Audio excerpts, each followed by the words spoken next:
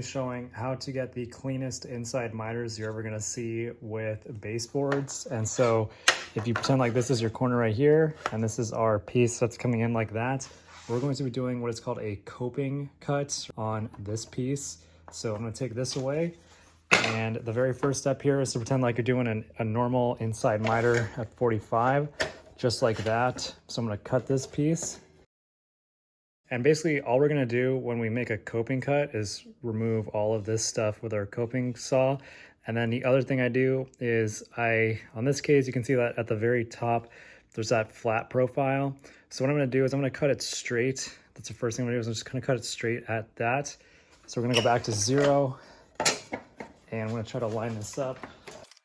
So I cut off that piece. And now what I'm gonna do is I'm gonna flip this up like this. And then I'm going to put the saw here.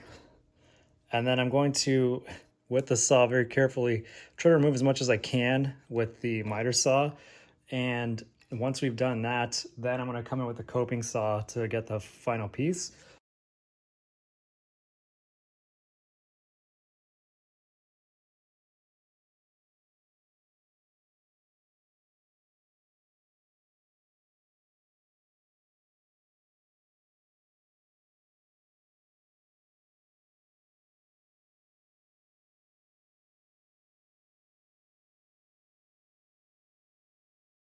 We've removed most of it, and if you wanted to be really lazy, you could call that good enough. I'm not going to, because when that comes up, you can see that we still got a lot of gap right there.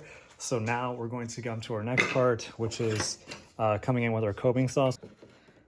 But basically,